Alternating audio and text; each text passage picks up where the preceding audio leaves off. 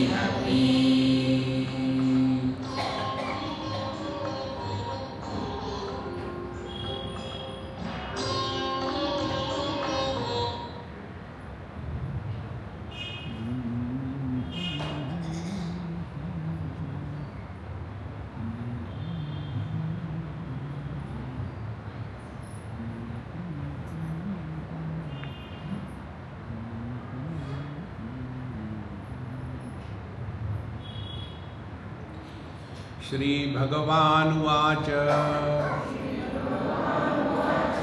ऊर्ध्वमूलमदशाखम् अश्वत्थं प्राहुरव्ययम् छन्दांसि यस्य पर्णानि यस्तं वेद स वेदवित् अधश्चोर्ध्वं प्रसृता तस्य शाखा गुणप्रवृद्धा विषयप्रवाला अधश्च मूलान्यनुसन्ततानि कर्मानुबन्धीनि मनुष्यलोके।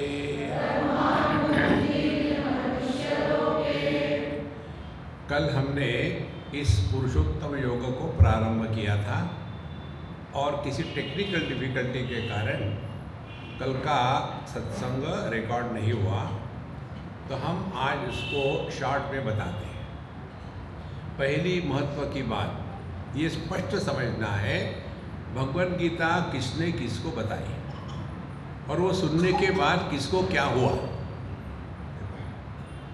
तो पहली भगवद गीता भगवान कृष्ण ने अर्जुन को बताई, दूसरी भगवद गीता भगवान ने जब बताई तो व्यास जी के प्रसाद से संजय को उन्होंने सुनी।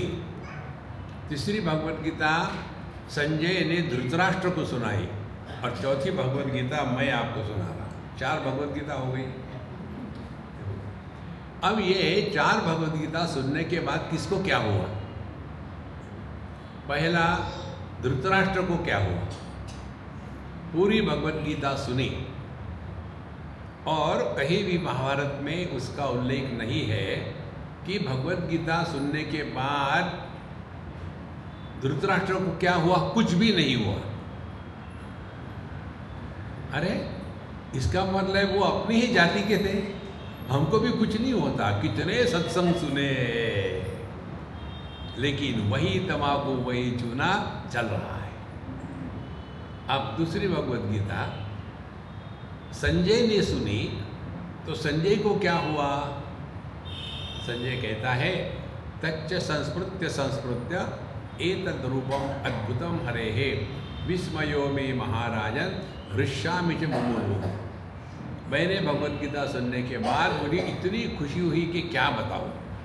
और उस खुशी में कहते हैं कि मैंने ये समझा भगवद गीता से, जहाँ ज्ञान और कर्म दोनों साथ साथ होते हैं, वही जीवन में भौतिक जगत में भी और अध्यात्म जगत में भी सफलता मिलती है। यत्र योगेश्वर कृष्ण यत्र पार्थो धनुर्धरा, दोनों। भगवान कृष्ण ज्ञान की पराकाष्ठा और अर्जुन ज्ञान में समर्पित है। हमारे पास ज्ञान की कमी नहीं है। देखो भारतीय लोग भगवान को भी ज्ञान सुनाएंगे। देखो ज्ञान की कमी नहीं है, कमी है क्या हम उस ज्ञान को अपने जीवन में उतारते हैं या नहीं। और ये होने के पश्चात अब बात आती है अर्जुन को क्या हुआ। तो अर्जुन को वही हुआ जो होना चाहिए था। अर्जुन की समस्या की मोह की कि मैं इस समय मैं क्या करूं, मैं कैसे अपने बड़ों का अपमान कर सकता हूं, मैं कैसे अपने गुरु को दादा को मार सकता हूं। देखो इसका अर्थ क्या हो गया, उसने ये समझा नहीं कि युद्ध के मैदान में हम किसी के रिश्ते नाते नहीं होते, युद्ध के मैदान में हम योद्धा होते हैं। यही बात हम सबकी है। अब चौथी बात हम आपको सुना रहे हैं, इसको आखिरी दिन देखेंगे, अभी रहने दो। तो फिर पहले श्लोक का जो अर्थ बताया था ऊर्ध्वमूलमदशाखम अश्वत्थम प्राहुरव्ययम्, तो ये दुनिया देखो अध्यात्म माने क्या, अपनी तरफ देखना, बाहर देखना बहुत हो गया। तो हर चीज में हमको अपने में उतारना है। देखो तो दुनिया का वर्णन किया भगवान ने, ऊर्ध्वमूलमदशाखम अश्वत्थम प्राहुरव्ययम् छन्दांसि यस्य पर्णानि यस्तं वेद स वेदवित्। तो ये जो वृक्ष है, वृक्ष को काटना पड़ता है। तो ये जो वृक्ष है, इस वृक्ष को हम बाहर ना देखें, फिर अपने में देखें। ऊर्ध्वमूल ऊपर से खाते हैं और नीचे को बढ़ते हैं, ऊर्ध्वमूल। अधशाखम अश्वत्थम, ये नित्य निरंतर परिवर्तनशील है। देखो हम देह के परिवर्तन को चाहे न चाहे ये होगा ही। और इस वृक्ष का सौंदर्य क्या है, क्या इस वृक्ष का सौंदर्य फूल है या फल है या पत्ते हैं। छंदांसी माने पत्ते, छंद कहते हैं हमारे शास्त्रों को, उपनिषद भागवत इत्यादि को। तो हमारे जीवन का सौंदर्य क्या है, क्या हम आध्यात्मिक जीवन जी रहे हैं या हमारा जो जीवन है वो केवल भौतिक है। भौतिक जीवन दो प्रकार से होता है, एक तो मेहनत करो पैसे कमाओ, दूसरा है मेहनत नहीं करेंगे और पैसा चाहिए, तो फिर जाएंगे भगवान के मंदिर में कि भगवान हम आपको 125 रुपये का पेड़ा चलाएंगे, मुझे 2 करोड़ की लॉटरी लगने दो। इसीलिए हमारे सभी भगवान जो है ना, सबके चेहरे पर स्माइल है, कारण यही है। और उनका मुद्रा भी ये है उनके ना, किसी भी भगवान के देखो, ये मुद्रा का अर्थ ये अभय मुद्रा नहीं है, अब कितना मांगोगे चुप। और ये जो हाथ है, यदि मेहनत ना करके फ्री में जाओगे एक पड़ेगी। देखो संतो, भीख मांगना बंद करे, ये महत्व है भगवद गीता का। जो व्यक्ति दूसरे के दिए हुए पर चलता है, उसको ना तो आत्मसम्मान होता है ना आत्मसंतोष होता है। मेहनत करके खाओ महाराज, लेकिन हम मेहनत नहीं करना चाहते, सब कुछ चाहते। फिर देखो हमारा जीवन यह साधन होना चाहिए और प्रभु का दर्शन ये साध्य होना चाहिए। हम उल्टा करते हैं, भगवान को बनाते हैं एक उपाय और जीवन को बनाते हैं लक्ष्य। होना चाहिए अपने जीवन प्रणाली को बनावे उपाय और भगवत प्राप्ति होना चाहिए लक्ष्य। उल्टा हो गया। आपने कई घरों में देखा होगा, घर के बाहर दोनों तरफ दरवाजे के एक जगह में हनुमान जी को रख देते हैं और दूसरे जगह में अपने गणेश जी को रख देते हैं। किस लिए? गणेश जी हनुमान जी, हम जरा बाहर जा रहे हैं अमेरिका में और तब तक के हमारे घर की रखवाली करना। देखो, इसीलिए संतो अध्यात्म का अर्थ ये नहीं है। तो ऊर्ध्वमूलमद शाखम माने ये पूरा का पूरा जो भगवत गीता है ये बाहर नहीं ढूंढनी, हमको अंदर ढूंढनी है। तो ये वृक्ष कौन सा है? हमारा देहात्म भाव, ये वृक्ष है। देखो, जब हम इस देह के साथ तादात्म्य नहीं करते तब यहाँ पाप नहीं, पुण्य नहीं, धर्म नहीं, अधर्म नहीं, मैं नहीं, तू नहीं, ये हमारे जीवन की असलियत है। इसी को हम पकड़ नहीं पाते, इसीलिए भगवत गीता हमको बताती है। अब क्या बताती है? देखो, एक उदाहरण देते हैं आपको, कल शायद दिया था। पानी को जब हम गर्म करते हैं और यदि हमने अग्नि को हटा दिया तो पानी की गर्मी, उष्णता धीरे धीरे निकल जाती है। पानी उस उष्णता को पकड़ के नहीं रखता, क्योंकि जो गर्मी या उष्णता है पानी में, ये उसका सहज रूप नहीं है। पानी का सहज रूप है रूम टेम्परेचर पर रहना। इसी प्रकार से हमारा सहज रूप है, आनंद स्वरूप है, लेकिन हम देह के साथ तादात्म्य किया, उसके बाद सूखा कचरा, गीला कचरा इकट्ठा करना शुरू कर दिया और उसके दबाव में आ गए। जैसे पानी गर्मी के दबाव में आकर के गर्म हो जाता है, उसी प्रकार से देहात्म भाव के पश्चात फिर शुरू हो जाता है संसार, तू तू मैं तू तू। और फिर हम इसका बोझा ढोते ढोते थक जाते हैं, और थकने के बाद क्या करेंगे? वही जो पानी ने किया। पानी जैसे अग्नि से अलग हो गया, थक गया, तो अपनी गर्मी को छोड़ देता है और आराम से रहता है। इसी प्रकार से हम सभी, देखो, ये दुनिया के बोझे को, देहात्म भाव को लेकर के जो सुखी दुखी हो रहे थे, उसको त्यागना शुरू करते हैं। अब अपने आज रात को जब जाओगे घर, तो सोते समय ये एक्सपेरिमेंट करना। यहाँ डेमोन्स्ट्रेट मत करना, वहाँ करना, नहीं तो यहाँ यही करेंगे, नहीं ऐसा नहीं, वहाँ जाना। सोते हैं माने करते क्या है? तो पहले तो हम दुनिया से हट करके सब छोड़ दिया। हमारी अमीरी, गरीबी, स्वास्थ्य, रोग, दोस्त, दुश्मन, अपना पराया, सबको छोड़ छाड़ करके घर में आ गए। अब घर में आने के बाद भी जितने भी है अपने रिश्ते नाते, घर की समस्या, सबको छोड़ते छोड़ते फिर अपने कमरे में आ गए। कमरे में आने के बाद भी सबको छोड़ दिया और रज़ाई के नीचे घुस गए। अब ध्यान से सुनना, आखिरी मंत्र क्या होता है? श्री राम जय राम जय जय राम। होता है I want to sleep, I want to sleep. अब मुझे सोना है, अब मुझे सोना है। जब तक के आई वॉन्ट टू स्लीप ये मंत्र चल रहा है, तब तक के आप सो नहीं रहे। फिर करते क्या है? इस मैं का त्याग करने के लिए फिर पहले दोषा बनाते हैं। ये बैटर जो होता है ना, पहले शवासन बना दिया, ऐसे सोए, यार नींद नहीं आ रही।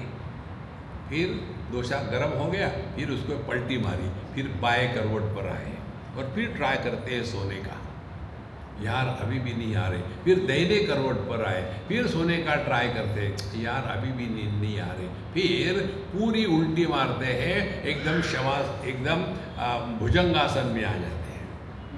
ऐसा करते करते करते जब ये मैं, जिसको नींद चाहिए थी, जब ये मैं खत्म हो जाता है, तो वहाँ शास्त्रीय संगीत शुरू हो जाता है। खर्र खर्र शुरू हो गया। क्यों हम चाहते हैं नींद? क्या मिलता है हमको वहाँ? तत्र माता अमाता भवति, तत्र पिता अपिता भवति। सुषुप्ति अवस्था में, गहरी नींद में हमको कुछ मिलता नहीं, कुछ नहीं मिलता, फिर भी सोने के लिए क्यों तरसते हैं? देखो, देहात्म भाव से जीना, ये हमारे ऊपर एक बोझा है। देखो महाराज, ये समझना है, करना कुछ नहीं है। मैकेनिकली कुछ भी करो आप, उससे आपको कभी लाभ नहीं होगा। देखो, जैसे हनुमान चालीसा चलता है, मैकेनिकली चल रहा है, उससे कुछ मिलेगा नहीं। मिलेगा एक, जब आप ये करने के लिए कहीं बाहर चले जाओगे मंदिर में, उस समय तक आपके घर में शांति होगी, क्योंकि आप चले गए वहाँ से। देखो महाराज, इसीलिए अधश्च छंदांसी यस्य पर्णानि, तो छंद माने शास्त्र, हमको शास्त्रों का अध्ययन करना है। और शास्त्र में क्या बताते हैं, ये बातें, पहली बात ये दुनिया क्या है, दूसरी बात दुनिया के साथ रहने की प्रक्रिया क्या होनी चाहिए, तीसरी बात आध्यात्मिक साधना किसको कहते हैं, चौथी बात जो है जो साधना करने वाला है इस प्रकार से उसको क्या मिलता है, पांचवी बात कौन साधना कर रहा है, छठवीं बात ये समझ में क्यों नहीं आता, सातवीं बात भगवान का दर्शन कहाँ करना है, और उसके पश्चात आठवीं बात हम कौन है, नौवीं बात जब हमने अपने आप को पुरुषोत्तम रूप से पहचान लिया है तो कृतकृत्यश्च भारत, फिर जीवन में ये चाहिए वो चाहिए ये खाली नहीं रहता, फिर जीवन में परिपूर्णता आ जाती है। एतद् बुद्ध्वा बुद्धिमान स्यात् कृतकृत्यश्च भारत, नो लूज एंड्स। ये हमने कल शॉर्ट में देखा था। अब ये हमने देखा पहला श्लोक कि ऊर्ध्वमूलमदः शाखम, यह अपने देहात्म भाव को लेकर के समझना है। अब दूसरी बात, अधश्चोर्ध्वम प्रसृता तस्य शाखा गुण प्रवृद्धा विषय प्रवाला, इस वृक्ष की शाखाएं ऊपर नीचे है। ऊपर की शाखाएं माने क्या, अपने घर के बुढ़ाऊ लोग। हम जब भी अपने बारे में बोलते हैं तो हमारे माता पिता दादा दादी नाना नानी ये ऊपर की शाखाएं हैं, और नीचे की शाखाएं अपने बच्चे अपने पोते अपने खोते, ये नीचे की शाखा है। पूरा जीवन जो है यही 3 टियर में है, ऊपर की जनरेशन हमारी जनरेशन, नीचे की जनरेशन, इससे बाहर निकलने को तैयार ही नहीं। देखो महाराज, एक बात हम आपको बताएंगे, अच्छी नहीं लगेगी मुझे मालूम है, फिर भी मैं बताऊंगा। अपने शादीशुदा बच्चों के जीवन में दखल लेना बंद करो। हम कितने घरों में देखे कि ये जो बुढ़ाऊ होते हैं ना, दादा दादी नाना नानी, बहुत दखल लेते हैं। अब हमने अपना जीवन बर्बाद कर लिया, नहीं हम उनको मदद कर रहे हैं, कैसे बर्बादी हो सकती है। हम आपको झूठ नहीं बता रहे, एक उदाहरण बताते समझने के लिए। अमेरिका की बात है, एक लड़की, हम उसको जानते थे जब वो स्कूल में थी, तब से शादी हो गई, वहाँ चली गई, पहले बेबी हो गई, दूसरी बेबी होने के समय उन्होंने अपने माँ को बुलाया कि मुझे आके मदद करो, तो गई वो माँ उसकी। माँ भी पढ़ी लिखी है, सब कुछ है। अब वहाँ जाने के बाद एक दिन उसने मुझे फ़ोन किया, स्वामी जी आप कहाँ हो? मैंने बोले यहाँ हूँ। अरे मैं भी यही हूँ, मैं आपको मिलने आऊँ ना, आ जाओ। शाम को आई मिलने के लिए। हम कहीं खाना खा रहे थे, खाना खा के फिर बोले मुझे बात कर रहे हैं, शुरू हो जाओ। बोले नहीं, सबके सामने नहीं, वॉक करेंगे। हम वॉक कर रहे हैं। अब ध्यान से सुनना, बात तो करना छोड़ो, उसका कोई 7वां महीना चल रहा होगा, तो उसने अपना सर मेरे कंधे पर रखा, रोना धोना शुरू। हमने कहा यार तुम मेरे कपड़े खराब कर रही हो, दूर से रो, नज़दीक मत। मैं पत्थर गाँव में पिघलता नहीं। तो फिर उसका जो जोश था रोने का शांत हो गया, और बोले स्वामी जी आज मैं जब वापस जा रही थी तो मैंने मम्मी को कह दिया तुम यहाँ से चली जाओ, मुझे नहीं चाहिए तुम। ऐसा कह करके फिर मैं ऑफिस में गई, मैं भी रो रही, वो भी रो रही। अब क्या करें? मैं तबला बजाऊँ, जुगलबंदी करूँ। अब मुझे बताओ, ये लड़की ने अपनी माँ को कहा, क्या वो लड़की पागल थी? फिर उसी ने बताया स्वामी जी जब से आई है 3 महीने हो गए, रोज एक ही रामायण चलता है, मेरे भाई की पत्नी कैसे खराब है, दूसरा कोई विषय नहीं। मैं इतनी तंग आ गई, मैंने कहा कि मैं जा करके भाई की पत्नी को मार के आऊँ क्या चाहती हो तुम? देखो संतो, हमने अपना जीवन बर्बाद कर लिया है, उनको जीने दो ना। ये सभी करते, ऐसा नहीं कहते हम। जहाँ ये होता है उनको समझना है। ऊर्ध्वम अधश्चोर्ध्वम प्रसुता तस्य शाखा गुण प्रवृद्धा विषय प्रवाला। हमारे यहाँ ऐसा ही होता है, तुम्हारे यहाँ ऐसे सिखाया था क्या? हमारे घर में ऐसे होता है, अरे राम राम राम। ऐसे दरिद्री विचार जो है ना, वो अध्यात्म में आकर के कुछ नहीं पाते, ऑन द कॉन्ट्री अध्यात्म की बदनामी करते हैं। कोई व्यक्ति नित्य निरंतर मंदिर में जा रहा हो, पूजा कर रहा हो, हाथ में माला है और दुनिया भर के सब लगाया है, रेलवे लाइन है, .com है, यू टर्न है, ये रुद्राक्ष माला है, स्फटिक माला है, तुलसी माला है, वैजयंती माला है, सब कुछ है, लेकिन अंदर में कूड़ा करकट। संतो इस समझ लो, इसके लिए भगवद गीता पढ़नी है। तो अधश्चोर्ध्वम प्रसुता तस्य शाखा पूर्ण प्रवृत्ता विषय प्रवाल। हर चीज को लेके हमारे यहाँ तुम्हारे यहाँ यही चलते रहता है। और अधश्च मूला अनुसंधान कर्मानुबंधी मनुष्य लोके। आपने वटवृक्ष देखा होगा, वटवृक्ष के दो प्रकार के मूल होते हैं। एक तो मूल होता है जहाँ से वटवृक्ष बढ़ता है, और बढ़ते बढ़ते बड़ा हो गया, फिर उसकी जो डालियाँ होती है वहाँ से भी एडवांटेजियस रूट्स आते हैं और वो उस वृक्ष को पकड़ के रखते हैं, और धीरे धीरे वो इतना बढ़ता है कि इसका मूल तना क्या है ये समझ में ही नहीं आता, सब के सब तगड़े हो गए। इसी को कहते हैं हम संसार में गाड़े गए। कर्मानुबंधी में मनुष्य लोग के तो पूरा जीवन कर्म कर्म कर्म, इसके आगे जाते ही नहीं। और फिर यही हम जाएंगे महात्माओं के पास केवल इसी के लिए कि देखो ये हमने ये किया, ऐसा हो रहा है, हमारी बहू ऐसी है, हमारा ये ऐसा है, क्या करें। तो भगवान बताते हैं अब तीसरे अध्याय में, तीसरे श्लोक में, हमारे बात कहो, न रूपमस्येह तथोपलभ्यते नान्तो न चादिर्न च संप्रतिष्ठा अश्वत्थमेनं सुविरूढमूलम् असंगशस्त्रेण दृढेन छित्त्वा।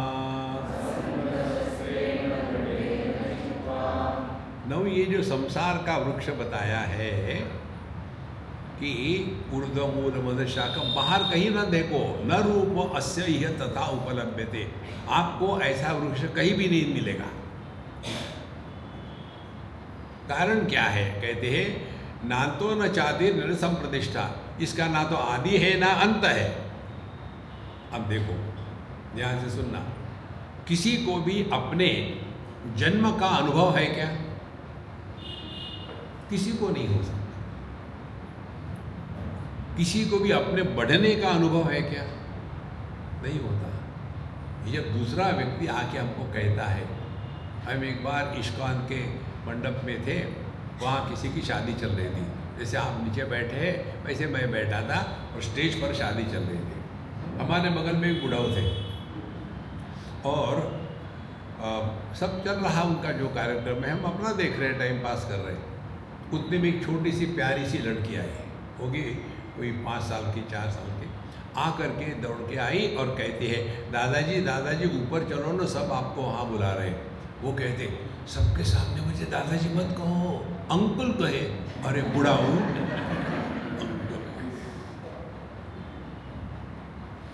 अब हो क्या रहा है? यही हो रहा है, किसी को भी मेरी उम्र बढ़ रही है ये अनुभव नहीं आता। ये तो दुनिया है हमको बताती है, अब अपनी उम्र का ख्याल रखो। कितनी सरल बात है, इसमें करना कुछ नहीं है, अपने अनुभूतियों से सीखना ये अध्यात्म है। जो व्यक्ति अपने अनुभूतियों से नहीं सीखता उसको भगवान भी नहीं सिखा सकेंगे। भागवत महापुराण के 11वें स्कंद में भगवान दत्तात्रेय अपने गुरु के बारे में बताते हैं। उनका एक ही गुरु नहीं था, 2 दर्जन गुरु थे। दरिद्री आदमी को एक ही लुंगी, एक ही शर्ट होता है। जो अमीर होंगे उनके पास दुनिया भर के कपड़े होंगे। इसी प्रकार से हम एक ही को पकड़ के रखते हैं। अरे संतो, गुरु बाहर की व्यक्ति नहीं होती, गुरु होता है हमारी अपने हर एक अनुभूति से सीखने की क्षमता। नहीं तो कितने गुरु आके चले गए, दुनिया बदली क्या? क्योंकि हम बदलना नहीं चाहते। देखो महाराज, हमको बदलना है और हम तभी बदलेंगे जब हमने अपनी अनुभूतियों से सीखा है। दत्तात्रेय भगवान कहते हैं, मैंने किससे क्या सीखा? कहीं नहीं कहते मुझे किसी ने क्या सिखाया। कोई किसी को कुछ नहीं सिखा सकता, और जो सीखने में तुला हुआ है उसको भगवान भी नहीं रोक सकते। पहला उदाहरण बताते हैं, मैंने आकाश से क्या सीखा? बोले मैंने आकाश से ये सीखा कि आकाश सबको आधार देता है। चारों महाभूत जिसको आकाश आधार देता है, किसी का तिरस्कार नहीं करता और किसी के भी द्वारा प्रभावित नहीं होता और किसी को भी पकड़ के नहीं रखता। ये बात मैंने आकाश से सीखी है। ये है अध्यात्म। देखो, नहीं तो मैकेनिकली जीवन आप करो, कभी आपको लाभ नहीं होगा। तो यह जो हमने अपने आप को समझ के रखा है कि ना तो हमको न रूपमस्य तथोपलभ्यते, हमारा जो स्वरूप है उसमें ना तो आदि है, हमको अपने जन्म का अनुभव नहीं है, हमारे बढ़ने का अनुभव नहीं है, हमको अपने मरने का अनुभव नहीं होता।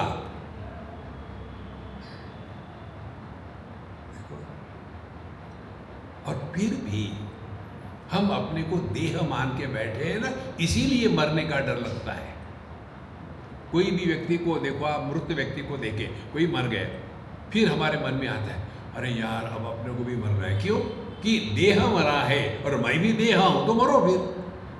सी, एक उदाहरण बताते हैं आपको। एक हमारे मित्र थे गुजराती, और वो हमको, उस समय हम जवान थे, बहुत पुरानी बात है, हम उनके साथ गए। बोले स्वामी जी हमारे एक मित्र है, वो उनका देहांत हो गया, तो आप चलिए।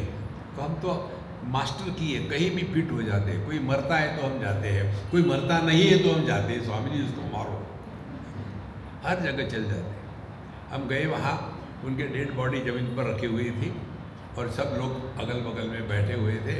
फिर लोग जो करते वो अपने को करना है, तो उन्होंने, लोगों ने फूल लिए, उनके चरणों पर रखे, नमस्कार किया और प्रदक्षिणा करी। जब जिंदे थे तब जूते पड़ते थे, और मरने के बाद फूल दे रहे। कितना आनंद है दुनिया में, समझो। फिर हम आके बैठे, सबके जैसे मुंह बुला के बैठो। फिर स्वामी जी कुछ बोलिए गीता पर। हमने कहा वो नहीं सुन रहा है और तुम सुनना नहीं चाहते, किसके लिए बोलूं? स्वामी जी आपको यहाँ भी मजाक सोचती है, सत्य है, झूठ नहीं है। फिर हम बाहर निकले, वो गाड़ी चला रहे थे और कहते, स्वामी जी अब मुझे लगता मेरा भी टाइम आ गया। हमने कहा गाड़ी रोको, मैं उतर दो, मरो। देखो महाराज, जब हम अपने को देह मानेंगे तो मरना है। बेसिक एरर को हमको करेक्ट करना है, अध्यात्म वो है। देखो, तो इसीलिए ना तो न चादी न संप्रतिष्ठा, ना तो हमने अपने जन्म का आदि नहीं है, जन्म का अनुभव नहीं है। प्रतिष्ठा ये हमेशा वैसा ही रहता है, लेकिन हमने देह को मान लिया है तो नट संप्रतिष्ठा ये हमेशा वैसा नहीं रहता, बदलते रहता है। और न अंतः, हमको अपने मरने का अनुभव नहीं है। फिर भी हमने अपने आप को देह मानने के कारण फिर वही दिमाग में चलता है। और बूढ़ा लोग पूछते हैं, स्वामी जी मरने के बाद क्या होता है? हमने कहा यार मुझे अनुभव नहीं, मैं कैसे बताऊं मरने के बाद क्या होता है। नहीं फिर भी बताइए। हमने कहा मरने के बाद जो जिंदा है वो खुश हो जाते हैं। बूढ़ा हो गया, थैंक गॉड, जा ही नहीं रहा। देखो संतो, ना तो न चाहती न संप्रतिष्ठा, देन अश्वत्थमेनम सुविरूढ़ मूलम। तो ये अश्वत्थ जो हमारा स्थूल देह है, सुविरूढ़ मूलम, इतना पक्का हो गया है आपको पूरी साधना समझनी है, केवल 2 जगह में ध्यान रखो। पहला, देहात्म भाव की निवृत्ति, यही प्रयत्न करो, रोज इसी के साथ खेलो कि यदि मैं देह नहीं हूं तो कैसा अनुभव होगा, इस पर चिंतन करो। हम आपके हाथ में माला नहीं पकड़वा रहे, श्री राम जय राम जय राम जय राम जय राम, भगवान का सर खा रहे। सबसे परेशान भगवान मालूम है कौन है? मुझे भगवान राम ने बताया, यार मैं बहुत परेशान हूँ, क्या जो आया वो राम राम राम राम राम राम करके मेरा सर खा रहा है। और इसीलिए भगवान राम के पास हनुमान जी है। जब ज़्यादा ही कोई परेशान करता है, भगवान कहते हैं हनुमान जी छू लगाओ इसको एक।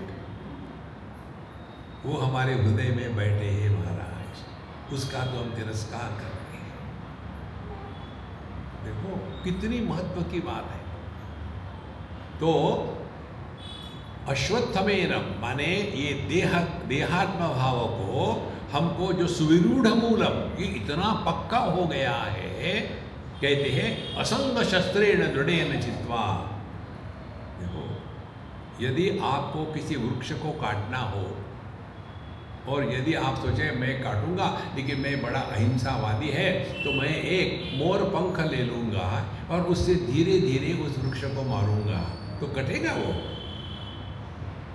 असंग शस्त्र दृढ़ेन, हाथ में पक्की बहुत बढ़िया कुल्हाड़ी लें और एक ऐसा कसके लगावे कि एक झटके में वृक्ष टूट गया। इसी प्रकार से असली आध्यात्मिक साधना शुरू होती है जब हम देहात्म भाव से निवृत्त होना इसको स्वीकार करते हैं, तब आध्यात्मिक साधना शुरू हो गई। देखो, और कौन सा शस्त्र है? असंग शस्त्रेण। अब हम अपना उदाहरण बताते हैं। जैसे हम यहाँ आए, कल आए कि परसों, कल ही आए शायद ना, 7 तारीख को। अब हम 14 तारीख को सुबह जा रहे हैं, तो जैसे यहाँ लैंड किए हमने गिनती शुरू कर दी, 7, 6, 5, 4। देखो जब हम आए तो हमारी गायत्री अम्मा बहुत खुश थी, स्वामी आ गए। फिर एक दिन गया और खुश हो गई, 2 दिन गए और खुश हो गई, 7 दिन खत्म हो गया। किसी ने हमको कहे कि तुम चले जाओ, उसके पहले हमको दुनिया को त्याग करना चाहिए। कितनी महत्व की बात है। लेकिन हम ऐसे पकड़ के बैठते हैं दुनिया को, जैसे इसको कभी छोड़ना ही नहीं है। इसी को लेकर के हमारे शास्त्रों में आता है वानप्रस्थाश्रम। देखो वर्णाश्रम व्यवस्था है ना हिंदू धर्म में। वर्ण माने क्या? ब्राह्मण, क्षत्रिय, वैश्य, शूद्र। इसको तो हम बड़ा शौक से दिखाते हैं, ब्राह्मण, क्षत्रिय, वैश्य, शूद्र। लेकिन उसके साथ आश्रम भी है, तो ब्रह्मचर्याश्रम, गृहस्थाश्रम, वानप्रस्थाश्रम और संन्यासाश्रम। तो हमने बचपन में जो पढ़ना पुढ़ना था कर लिया, उसके बाद फिर शादी कर ली, बच्चे बिच्चे हो गए, अब बच्चे बड़े हो गए, अब दूर जाओ ना। वानप्रस्थाश्रम माने वन में प्रस्थान करने की तैयारी। देखो संतो, असंग शस्त्रेण दृढ़ेन चित्वा नायमात्मा बलहीनेन लभ्या। कठोपनिषद कहती है यदि हमको तत्व चाहिए ना तो ये रोने धोने से नहीं होता। देखो आज हम गए थे सिद्धारूढ़ स्वामी जी के दर्शन के लिए, उनका चरित्र हमने पढ़ाया थोड़ा बहुत। उसमें आता है कि जब वो छोटे थे, 5 साल के थे, तो अपने माँ के साथ सत्संग में जाते थे। पंडित जी बोलते थे क्या है कैसा है।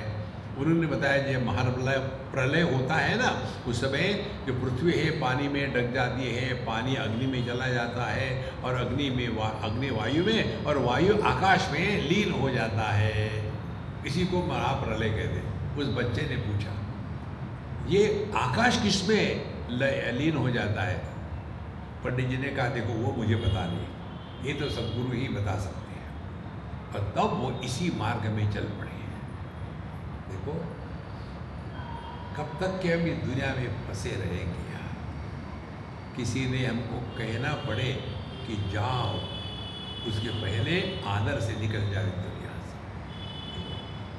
तो अश्वत्थमेनम सूर्यम असंग शस्त्रेण दृढ़ेन चित्वा। असंगता माने किसी को पकड़ के मत रखो, और ये होता है समझदारी से। समझदारी क्या है? हम दिन भर कुछ भी करें, कैसा भी करें, अल्टीमेटली क्या करते हैं? सबका त्याग ही करते हैं। त्यागे नहीं के अमृतत्व मार्ग। नींद है माने क्या? नींद में हम हर एक का त्याग करते करते करते ऐसे स्थान पर पहुंच जाते हैं जिसका त्याग नहीं होता। और वो हमारा सुषुप्ति का जो अनुभव है, उसमें क्या अनुभव है? वहाँ हम एकदम खुश रहते, मस्त रहते, आनंद में रहते हैं। और जब आनंद होता है तो वहाँ हल्ला गुल्ला बहुत होता है ना। जैसे आप लोगों की शादियाँ होती है, शादियों में ऐसे लोग बैठते हैं क्या, सब मुंह फुलाए बैठे, क्या बेचारे की शादी हो रही है? नहीं, वहाँ तो धूम धड़ाका चलेगा। क्यों? कि खुश है, शादी हो रही है। जब सोते हैं गहरी नींद में इतने खुश होते हैं कि खर्राटे मारने लग जाते हैं। खर्राटे क्या है? अपने ब्रह्मानंद की अभिव्यक्ति है। देखो, जो पति अपने पत्नी के चरणों की तरफ देखने की हिम्मत नहीं करता, वो साथ साथ पत्नी के साथ सो जाता है, रात को इतनी हिम्मत कहाँ से आती है? जोर से खर खर पूरे दरवाजे हिलने लग जाते हैं। क्यों? खुश है। हमको क्या मिलता है सुषुप्ति में? इसके लिए हम परेशान रहते हैं, यार नींद नहीं आ रही, क्या करें? अच्छी बात है नहीं आ रही, इसको अपने अनुभूतियों से सीखना है। इसीलिए अश्वत्थमेनम सुविरूढ़ मूलम असंग शस्त्रेण दृढ़ेन चित्वा। तो ये जो अध्यात्म होता है ना, हर एक मंत्र के 3 प्रकार के अर्थ होते हैं। एक आदि भौतिक, दूसरा आदि दैविक, तीसरा आध्यात्मिक। हम यदि अध्यात्म के क्षेत्र में हैं तो हमको मंत्रों के अर्थ आध्यात्मिक रूप से देखने हैं। उदाहरण के लिए, जो सूर्य का लड्डू आकाश में लटक रहा है वो आदि भौतिक सूर्य है।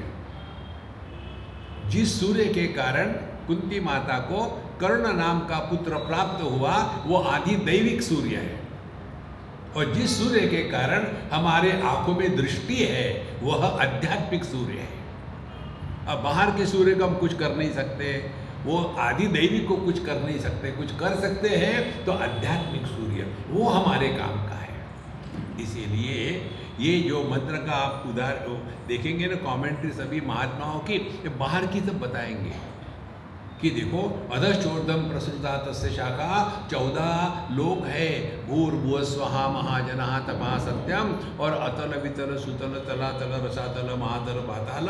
और यदि आप ऐसा करोगे तो ऊपर के लोक में जाओगे, बुरा करोगे तो नीचे आओगे, और फिर नीचे के लोक में गए तो दुख होगा, वहाँ कष्ट होगे। क्यों? कि तुमने पाप किया है। जिंदगी भर यही झाड़ू लगाते रहना है क्या? अध्यात्म शुरू होता है जब हम अपनी अनुभूतियों से सीखना शुरू करते हैं। तो ये जो वृक्ष है संसार का वृक्ष होता है, हमारा देहात्म भाव हो गया, संसार का वृक्ष शुरू हो गया। जहाँ सुषुप्ति में देहात्म भाव नहीं है, उस समय 3 प्रश्न, हम कहाँ होते हैं, हम कब होते हैं, और हम क्या होते हैं? तीनों कुछ नहीं। हम सोते हैं ना, हर बार नया स्थान, नई जगह होती है, तो मालूम रहता नहीं कि किधर में बाथरूम है, किधर में क्या है। तो हम जब सोते हैं तो रात को लाइट को ऑन करके सोते हैं। वहाँ भी प्रश्न, स्वामी जी आप लाइट को ऑन करके क्यों सोते हैं? इसलिए कि हमको सपना अच्छा दिखे। क्योंकि रोज नई जगह है, नई जगह रहना है। धीरे धीरे आपको ये बात समझ में आएगी कि जब तक के देहात्म भाव है तभी तक संसार है। अब देखो, अब ये देहात्म भाव से निवृत्त होने के लिए जो किया जाता है उसको कहते हैं आध्यात्मिक साधना। हम अपने मन की बात नहीं बताए। तो ये जो देहात्म भाव कैसा, असंग शस्त्र दृढ़ेन चित्वा, एकदम हिम्मत करो, बस हो गया दुनियादारी, अब रिटायर मत होना, लेकिन अलग से रहना। 24 घंटे किसी के सर पर। एक उदाहरण बताते हमारे बम्बई का। एक बम्बई के घर आपको पता है छोटे होते हैं, 1 BHK 2 BHK। अब एक सज्जन है, उनकी पत्नी का देहांत हो गया, तो वो अपने पुत्र के पास आके रहने लगे। अच्छे खासे पढ़े लिखे। अब होने के पश्चात अब वो जो पति पत्नी है, छोटा सा मकान घर, पत्नी बड़ी अच्छी पोस्ट पर है, बहुत इम्पोर्टेंट डिसीजन चलते हैं उसके, करोड़ों का व्यापार होता है, दिन भर काम करेगी, शाम को घर आई तो ये बुढ़ाओ वहाँ खड़े हैं बुद्ध के जैसे। तो उसने कहा अपने पति को, मुझे कोई आपत्ति नहीं इनके आने की, लेकिन कितने दिन तक रहेंगे यहाँ, कभी जाने का विचार है या नहीं? बस खड़े रहेंगे। कल्पना करो कोई स्त्री बाहर से थक के आती है, उसको रिलैक्स होने को भी घर नहीं है, अपना ही घर,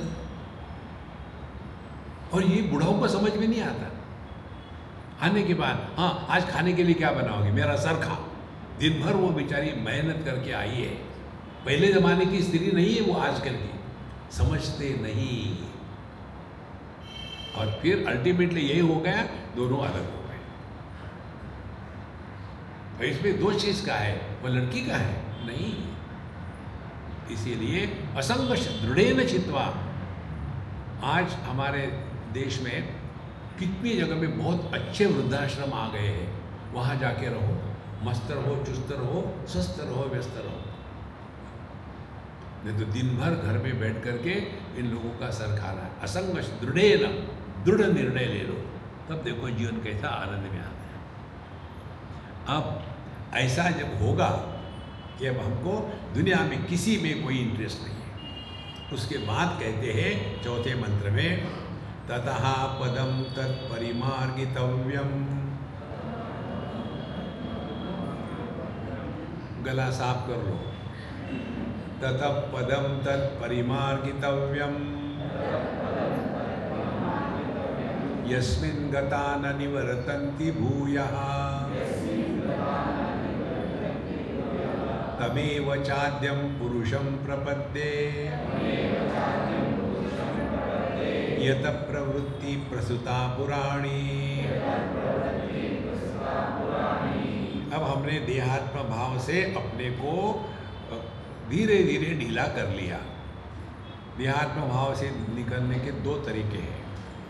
पहले, जैसे किसी चीज़ को 2 रस्सी से बांधा है और किसी चीज़ को 1 रस्सी से बांधा है, तो आसान क्या होगा? जो 1 रस्सी से बांधा है उसको काटना आसान है, जो 2 रस्सी से बांधा है उसको काटना कठिन है। तो पहले ममता, इस ममता के नाम के रस्सी ने हमको दुनिया के वस्तु, व्यक्ति, देश, काल, परिस्थिति, इसको बांध के रखा है। तुलसीदास जी कहते हैं, सबकी ममता ताग बटोरी, दुनिया को पकड़ के ना रखे। देखो, मेरा मेरा मेरा करके पूरा जीवन उसी में जाता है। सबके साथ रहो, लेकिन किसी में फंसो मत। तो पहले हमने असंग शस्त्रेण दृढ़ेन चित्वा, ममता का धागा या रस्सी हमने काट दी।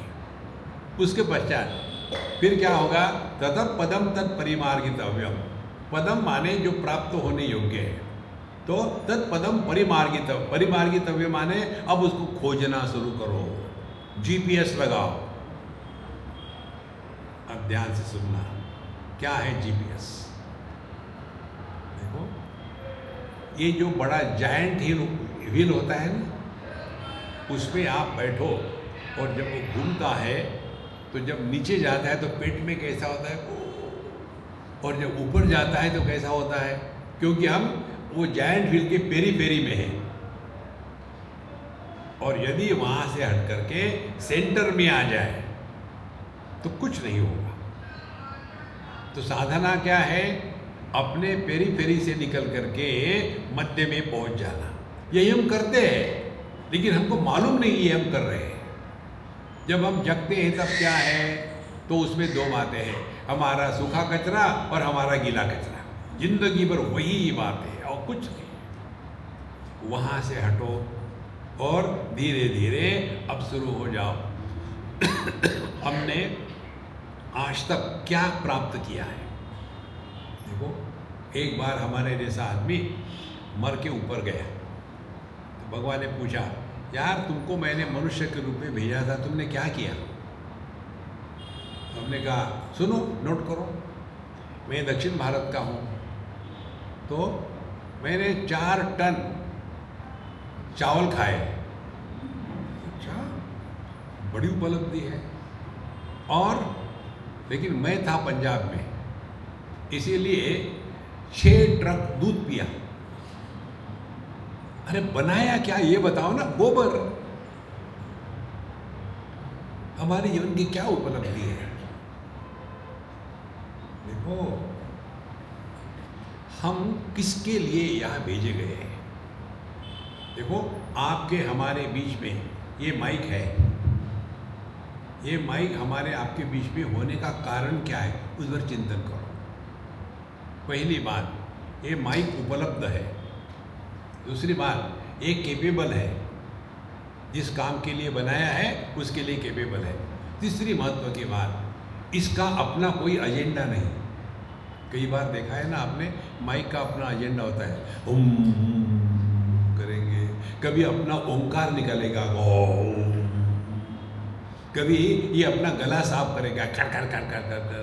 तो ऐसे माइक को हम रखेंगे बीच में, हटा देंगे। तो आपके हमारे बीच में माइक होने का कारण क्या है? असंग शस्त्रेण दृढ़ेन चित्वा। इसको अपना कोई भी एजेंडा नहीं है। अब भगवान और उसकी दुनिया, अब भगवान की परेशानी मालूम है क्या है? उनको हाथ नहीं है, अपाणिपादो। वो ऐसे हाथ ढूंढ रहे हैं कि कोई हाथ खाली है क्या, जो स्वार्थ में लिप्त नहीं है, जो अन्य को कष्ट देने में बिजी नहीं है। ऐसे कोई हाथ खाली हो गए तो मैं उसमें से प्रकट हो जाऊंगा। ऐसी कोई वाणी है क्या कि जो आत्मस्तुति और परनिंदा में व्यस्त नहीं है? तो ऐसे वाणी से मैं प्रकट हो जाऊंगा। तो आध्यात्मिक साधना क्या हो गई? असंग शास्त्रेण दृढ़ेन चित्वा। इतने खाली हो जाओ कि कन्हैयालाल हमको ढूंढे। अरे यार, मैं ऐसा ही ढूंढ रहा था, क्योंकि मुझे भी डिस्ट्रीब्यूट करना है। भगवान को एक ही चीज डिस्ट्रीब्यूट करनी है, वो है आनंद, क्योंकि वो आनंद स्वरूप है। देखो, जैसे हम यहाँ आते हैं, इसलिए आते हैं भगवत गीता को डिस्ट्रीब्यूट करने के लिए। यहाँ आकर के हम कोई प्रश्न पूछे, स्वामी जी वो डोनाल्ड ट्रंप के बारे में आपका क्या मतलब है? मुझे मालूम नहीं है, मुझे कोई इंटरेस्ट ही नहीं उसमें। इसीलिए संतो, हमको ऐसा रहना है कि बहुत हो गई दुनिया, अब ततः पदम तत्परिमार्गितव्यम। एक हमारे बेंगलोर के मित्र हैं, वो किसी बड़ी कंपनी में सिविल इंजीनियर थे, टॉप पोजीशन पर। वो रिटायर हो गए। रिटायर होने के पश्चात फिर उनके फंक्शन में हमको बुलाया था, तो सब प्रवचन वगैरह हो गए। फिर मुझे कहते हैं कि स्वामी जी आप बोलो। हमने कहा मैं नहीं बोलूँ, पहले आप बोलो। फिर उन्होंने शुरू कर दिया। मैं अब निर्णय ले लिया है मैंने कि अब मैं पूरा जीवन स्वामी जी की सेवा में लगाऊंगा। उनके कपड़े धोने, उनके लिए खाना, उनका रहना, उनका जाना, उनकी बैग, सब कुछ मैं करूँगा। हमने कहा रुको। तो क्यों? हमने कहा तुम्हारे जैसे लोगों से बचने के लिए मेरा कोई आश्रम नहीं है। नहीं तो मेरे आश्रम में आकर के रहोगे और वहाँ बाथरूम से या टॉयलेट से फ़ोन करोगे, स्वामी जी पानी खत्म हो गया, लोटा लेके आओ। अरे यार, फिर मैं क्या करूं? मैंने यही निर्णय लिया था और आपने तो मुझे धुतकार दिया। और मुझे पूछो, मैं बताता हूँ। तुमको मेरे लिए जीना है ना, हाँ, तो तुम वो करो जो मैं चाहता हूँ, ना जो तुम चाहते हो। बोले क्या करूँ? हमने कहा तुम्हारी जो एक्सपर्टाइज है वही काम करो, फिर अप्लाई करो, you will get A job. बोले स्वामी जी चुप, अब हम बोलते हैं तो पीछे मुंह मत मारो, जॉब लो, उसके पश्चात मैं बताऊंगा क्या करना है। क्योंकि वो सिविल इंजीनियर थे, उनको मिडिल ईस्ट में जॉब मिल गई। वहाँ से उन्होंने कहा जी मुझे जॉब मिल गई है, अब बताओ मैं क्या करूँ। हमने कहा तनख्वाह कितनी है? बोले 7 लाख पर मंथ। हमने कहा 3.5 हम आपके मेंटेनेंस के लिए सैंक्शन करते हैं, और 3.5 लाख जो है वो ऐसे विद्यार्थियों की शिक्षा के लिए लगाओ जो एकदम इतने इंटेलिजेंट नहीं है कि उनको स्कॉलरशिप मिले, और ऐसे किसी कैटेगरी के नहीं है कि बेवकूफ़ होते हुए भी उनको सब कुछ मिलता है। ऐसे जो साधारण विद्यार्थी होते हैं उनका बहुत बुरा हाल होता है। ऐसे विद्यार्थियों के शिक्षा के लिए वो पैसे लगाओ। उन्होंने वो किया 3 साल तक। उसके बाद वहाँ का जॉब खत्म हो गया। बोले स्वामी जी वो मेरा जॉब खत्म हो गया, मैंने भारत में आ जाओ, अब मुझे आपको बताने की कोई ज़रूरत नहीं, आप अपने आप ढूंढ लोगे। उन्होंने मालूम है क्या किया? वहाँ से आने के बाद उन्होंने चारों वेदों का तमिल लैंग्वेज में ट्रांसलेशन किया, बुढ़ापे में, एट द एज ऑफ 80। ततः पदम तत्परिमार्गितव्यम्। जिंदगी भर इसी दुनिया में फंसे रहेंगे क्या? निकल जाओ यार, निकल जाओ। तब आध्यात्म है। तथा पदम तत्परिमार्गितव्यम्। फिर यस्मिन् गता न निवर्तन्ति भूयः। इसी देह में रहते हुए यदि हम अपने स्वरूप को पहचानेंगे तो पुनरपि जननम पुनरपि मरणम पुनरपि जननी जठरे शयनम, ये धंधा नहीं होगा। देखो हमारा पूरा जीवन इसी में जाता है। तो ततः पदम तत्परिमार्गितव्यम् यस्मिन् गता न निवर्तन्ति भूयः। गंगा जी जब पहुंच जाती है समुद्र में, वापस लौट के नहीं आती। इसी प्रकार से हम अपने स्वरूप में वापस लौट के आवे, फिर ये दुनिया का चक्कर कभी नहीं रहेगा। तमेव च आद्यम पुरुषम प्रपद्ये। तो वह जो आद्य पुरुष है, अब यहाँ हमको आगे जा कर के परिभाषा मिलेगी। पुरुषोत्तम किसको कहते हैं, पुरुष किसको कहते हैं? जो देह के माध्यम से प्रकट हो रहा है उसको कहते हैं, और जो प्रकट हो रहा है उसको कहते हैं। तो पुरुषेनात् पुरुषः एंड पूर्णत्वात् पुरुषः। जैसे उदाहरण के लिए पत्नी के संदर्भ से आदमी को कहो तो उसको पति कहेंगे, और पत्नी का संदर्भ छोड़ दो तो उसको आदमी कहेंगे। तो जो औपाधिक है वह जीव है, जो निरुपाधिक है वो परमात्मा है।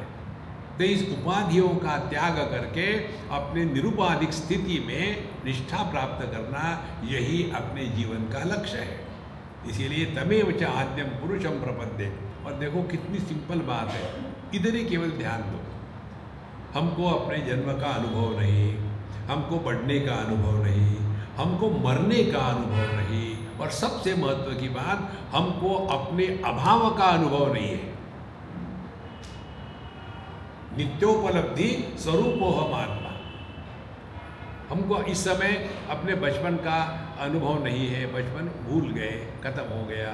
जवानी का अनुभव नहीं है, अब बुढ़ाऊ हो गए हैं। लेकिन एक ऐसा अनुभव है जिसका कभी अभाव नहीं होता।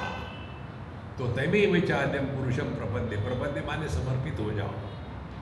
बहुत हो गई दुनियादारी, और यतः प्रवृत्ति प्रसुता पुराणी, जहाँ से पूरी दुनिया बाहर निकलती है। देखो रोज उठने के समय इसका चिंतन करके देखो। नींद से उठते हैं माने क्या होता है? बेटी कहाँ गई? दूसरा क्या होता है? जैसे नींद से उठे माने क्या हो रहा है? तो पहले हम अपने होने के बारे में जागरूक हो जाते। अरे मैं कहाँ हूँ, मेरा रोज का अनुभव है, पता ही नहीं चलता मैं कहाँ हूँ। इसीलिए कौन सा शहर है, कहाँ है, कितने बजे, कुछ नहीं। तो पहले ये होता कि मैं कहाँ हूँ, देश निर्माण हो गया। मैं कब हूँ, क्या टाइम है, अब मैं कौन हूँ, उसके बाद मुझे क्या करना है, ये सब शुरू हो जाता है। तो तमेव आद्यम पुरुषम प्रवृत्ते यतः प्रवृत्ति। और जैसे मैं जग जाता हूँ, अरे मुझे लेक्चर को जाना है और कितने बजे है, क्या है, धीरे धीरे ये पूरा संसार शुरू हो जाता है। इस तत्व को पहचानना ये अध्यात्म का तात्पर्य है।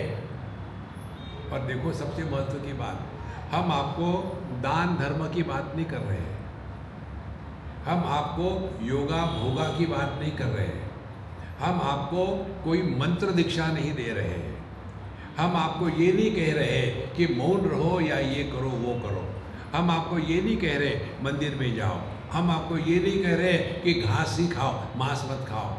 ये सब ठीक है अपने जगह में। आवश्यक क्या है, जो व्यक्ति अपनी अनुभूतियों से सीखना प्रारंभ करता है, समझ लेना उसका नया जन्म हो गया। देखो, जो व्यक्ति अपनी अनुभूतियों से नहीं सीख सकता, उसको भगवान भी नहीं सिखा सकते। और महत्व की बात, कोई किसी को कुछ नहीं सिखा सकता, हमको अपने आप सीखना है। आपके बच्चे छोटे छोटे होते हैं ना, पैदा हो गए, अब उनको चलना तो आता नहीं ना, तो कैसे सीखते हैं? वो किसी स्कूल में जाते हैं, मम्मी को पूछते, मम्मी मम्मी जब तुम बच्ची थी तो कैसी सीखी चलना? नहीं पूछते। फिर वो देखते हैं चारों तरफ कि अरे सभी लोग पैर से चल रहे हैं, मैं तो पड़ा हूँ अपने पीठ पर। फिर वो भी पैर हिलाना शुरू करते हैं, यार गड़बड़ी है कुछ तो, पैर तो मैं भी हिला रहा हूँ, ये भी हिलाते हैं, ये तो चलते हैं, मैं क्यों नहीं चल रहा हूँ? फिर वो चिंतन करते हैं कि कैसे होगा। फिर पलटी मार गई और फिर अपने पेट पर आ गए। पेट पर आने के बाद फिर सांप के जैसे रेंगने लगते हैं, नहीं यार अभी भी मज़ा नहीं आ रहा। फिर धीरे धीरे घुटनों पर हाथ पर आ जाते हैं और फिर गाय के बच्चे के जैसे चलना शुरू करते हैं, लेकिन जल्दी नहीं चल रहे। फिर दीवार के साथ हाथ लगाते हैं, खड़े होकर के चले, हाँ अब समझ में आ गया, थोड़ा थोड़ा मैं बड़ों के जैसा हो गया हूँ। और फिर चलते चलते धीरे धीरे हाथ छोड़ दिया, एक कदम डाला बिना सपोर्ट के और नीचे गिर गया। और इसीलिए अब मैं नहीं चल सकता, ऐसा उस बालक ने विचार किया, तो जिंदगी भर चल नहीं सकेगा। देखो महाराज, जैसे हमने बचपन में चलना सीखा है, वैसे ही अध्यात्म में चलना सीखना पड़ता है। कोई किसी को कुछ नहीं बता सकता। इसीलिए अपना हर एक अनुभव अपना गुरु है। जो अपनी अनुभूतियों से नहीं सीखता, उसको कोई कुछ नहीं सिखा सकता। कल्पना करो, मैं इलेक्ट्रिकल इंजीनियर हूँ और मुझे मालूम है सॉकेट में उंगली डालने से शॉक लगता है, लेकिन स्वामी जी पता नहीं मैं क्या करूँ, मुझे सब मालूम है कि उंगली डालने से शॉक लगता है, लेकिन जहाँ भी मैं ये सॉकेट देखता हूँ मुझे उंगली करने की बड़ी आदत है, क्या करूँ?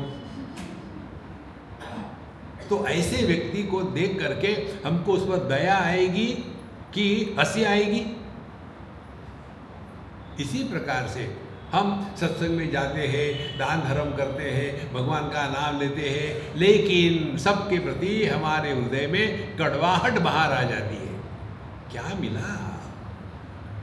देखो महाराज, इसीलिए तमेव चाद्यम पुरुषम प्रपद्ये यतः प्रवृत्ति प्रसूता पुराणी। हम अपने आप को पहचानना, यही हमारे जीवन का एकमात्र पर्पस है, दूसरा कोई पर्पस नहीं है। अब कैसी साधना करें? अब ये 5वें श्लोक में हम इसको कहते हैं साधना पंचकम। ये 5 साधनाएं हमको करनी है, तब हम अध्यात्म के इसमें आए हैं। अब एक एक ध्यान से सुनना, पहले रिपीट करो, गले साफ कर लो। निर्माण मोहाजित संग दोषा अध्यात्म नित्या विनिवृत्त कामा द्वंद्वैर्विमुक्ता सुख दुःख संज्ञैः गच्छन्त्यमूढा पदमव्ययं तत्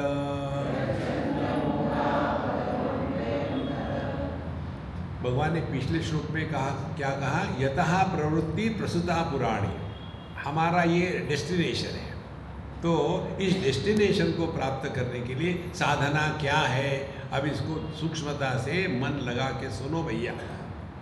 पहली साधना निर्माण मोहा, दूसरी साधना जितसंग दोष, तीसरी साधना अध्यात्म नित्य, चौथी साधना विनिवृत्त कामा, और पांचवी साधना द्वंद्वै ही विमुक्ता सुख दुख संन्यायी।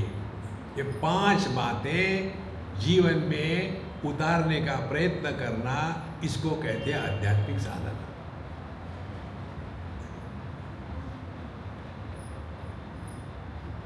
हमको आध्यात्मिक साधना बनने का ये करना है वो करना है, या करो सब, लेकिन उसका प्रभाव क्या हो रहा है तो एक एक बार स्पष्ट समझ लिए। पहली बात निर्माण मोहा।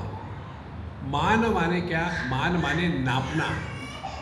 देखो उदाहरण ले लो, हमने समझो कहा कि 15 मिनट, तो 15 मिनट काल है कि काल का नाप है? काल तो अनंत है, 15 मिनट काल का नाप है। 2 किलो, 2 किलो नाम की कोई वस्तु है क्या? वो तो वजन का नाप है। 20 डिग्री सेल्सियस ये अग्नि नहीं है, ये अग्नि का नाप है। 10 लीटर, 10 लीटर कोई वस्तु नहीं है, ये लिक्विड्स का नाप है। देखो 5 किलोमीटर ये कोई वस्तु नहीं है, ये देश का नाप है।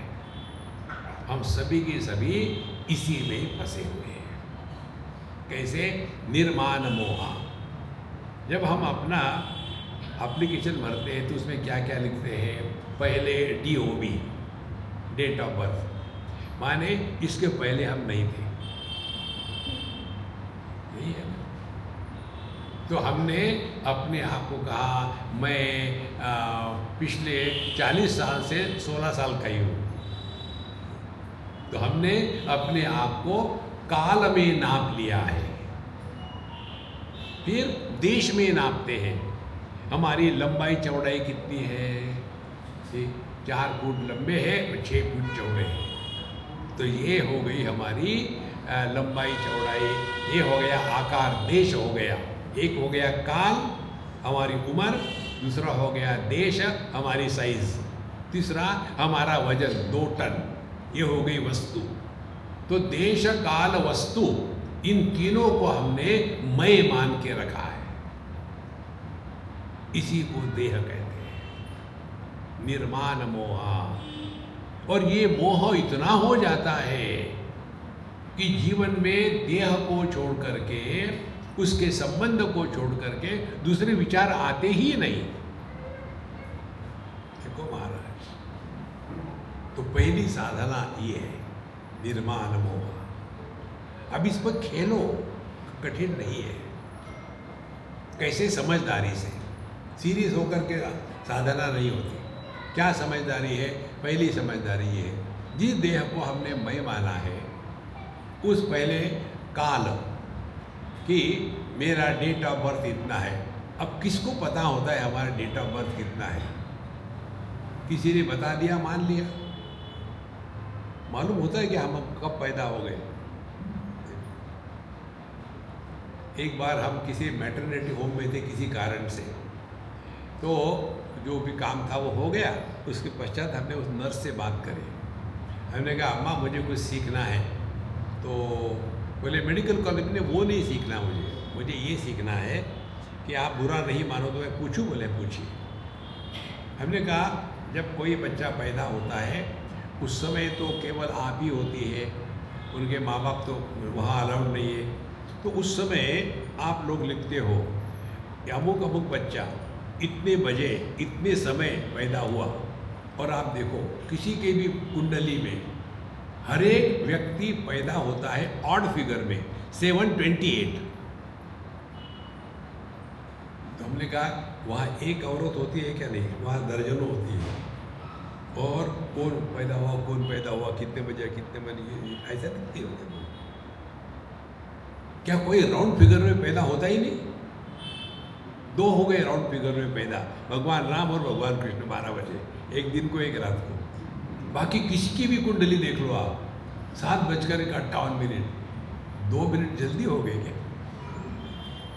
देखो महाराज, ये केवल कल्पना में ही चल रहा है, उसी को लेकर के पूरी दुनिया बसी हुई है। हमने अपने आप को काल में नापा है, मैं पैदा हो गया। फिर देश में नापा है, मैं हुब्बಳ್ಳಿ में पैदा हो गया था।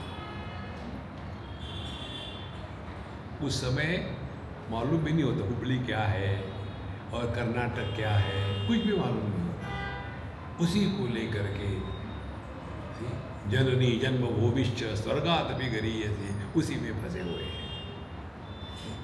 तीसरी बात, जन्म हुआ था तब मेरा वेट 2 टन था। अरे बाप रे, पैदा ही हांजी से। और फिर हम इसी को सत्य मानने लग जाते हैं। देखो महाराज, निर्माण मोहा, और ये पहली साधना होनी चाहिए। करो साधना, आप बैठे आराम से, जहाँ भी बैठ लो, और शांत, कोई भी सपोर्ट मत लेना, फोन, व्हाट्सएप, यूट्यूब, कुछ नहीं, शांत बैठो और खेलना शुरू करो। प्ले, सीरियस मत बनो।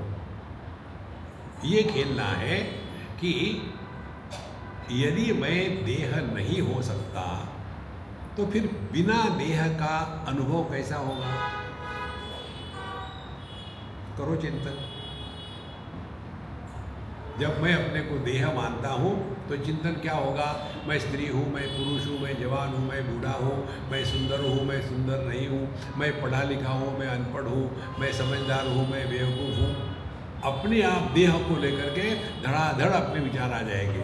अब ये खेलना शुरू करो, बिना देह का अनुभव कैसा होता है, खेलो, सीरियस नहीं होना है।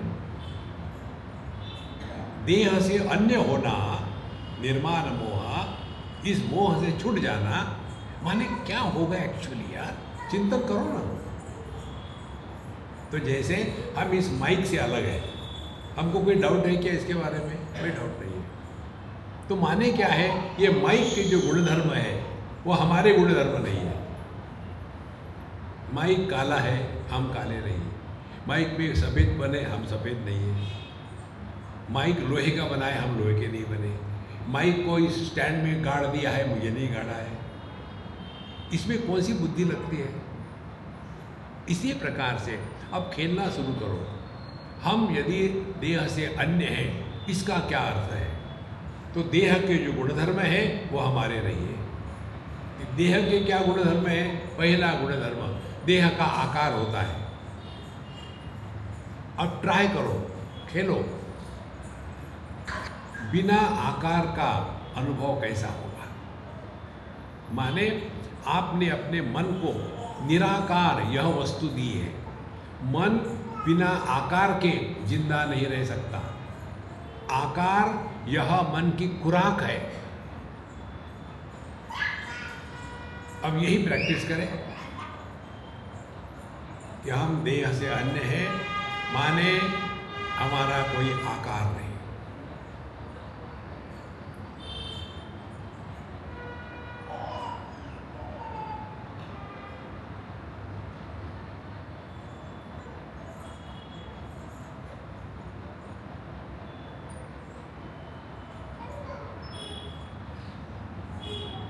अब इस अनुभव का फर्दर विश्लेषण करें। देखो, जब हमने ये धारणा करी कि हमारा कोई आकार नहीं, तो आपने अभी देखा है आपका देह, आपका शरीर, आपका आसन एकदम स्थिर हो जाता है।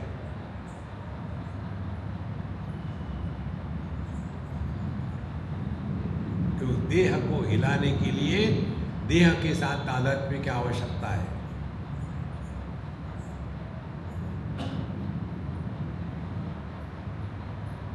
ये है आध्यात्मिक साधना। शुरू करो। पहले 1 मिनट से 1 मिनट के लिए हम ये धारणा करें कि हम निराकार हैं।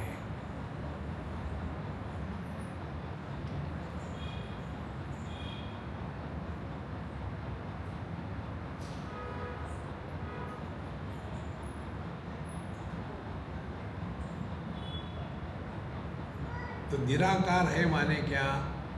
कुछ है क्या दुनिया में बिना आकार का? हाँ है। क्या? आकाश। आकाश तो बिना आकार के है। तो आकाश के क्या गुणधर्म है? आकाश सबको आधार देता है, किसी का तिरस्कार नहीं करता, लेकिन किसी के द्वारा प्रभावित नहीं होता। और वही अपना गुण होने लगेगा।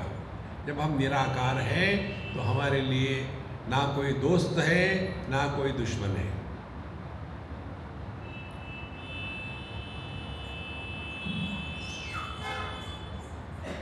तो ये दोष दुश्मन के पैदाइश को रोकने के लिए क्या करना है? हमारा हैप्पी मंत्र देखो, रूप आकार मत बोलो। आप अपने स्वरूप में निष्ठावान हो गए।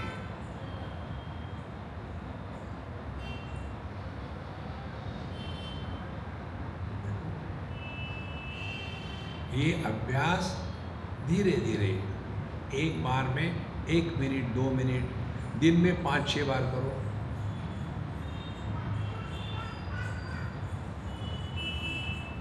इस समय जो आपका अनुभव है ना, ये भगवान के दर्शन की झलक है। इस समय आपके मन में ये विचार नहीं आ रहे कि मैं स्त्री हूँ, मैं पुरुष हूँ, मैं पढ़ा लिखा हूँ, मैं गरीब हूँ। कोई विचार नहीं आ रहे।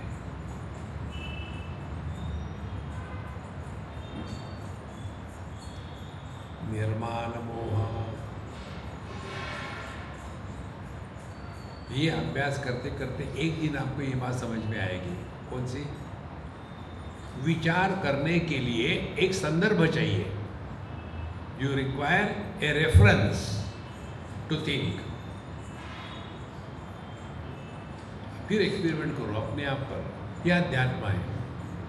आप पति या पत्नी बनो और विचार करो।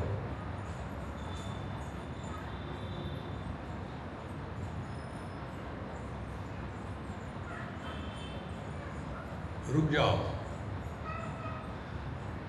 तो किसके विचार आ रहे थे? पति को पत्नी के आ रहे थे, पत्नी को पति के आ रहे थे ना। संदर्भ है। अब आप माँ बाप या बच्चे बन जाओ और करो विचार। तो विचार किसके आ रहे? बच्चे या माँ बाप के। अब तीसरा एक्सपेरिमेंट, कुछ मत बनो, रिमेन एज नोबडी। करो विचार।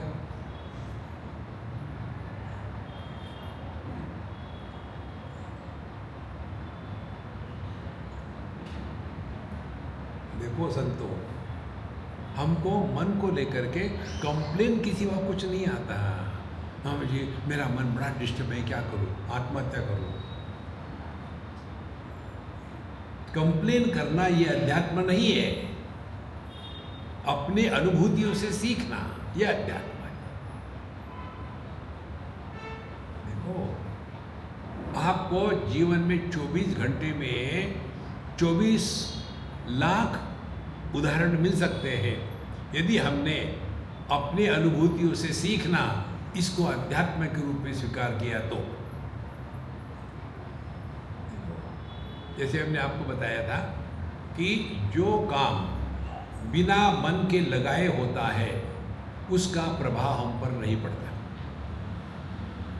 जैसे हम लोग राम रक्षा का चैंटिंग करते हैं। अब जिनको कंठस्थ हो गए, जैसे हमको कंठस्थ है, तो कौन सा मंत्र कहाँ से आ रहा है वो तो चल रहा है मैकेनिकल है, मैं अपना काम में लग जाता हूँ। देखो, तो जहाँ हमारा मन उपलब्ध नहीं होता वहाँ अनुभव नहीं आता। तो मन को हमको डिसॉल्व करना है शुद्ध चैतन्य में। निर्माण मोहा। रोज नए नए एक्सपेरिमेंट करो महाराज।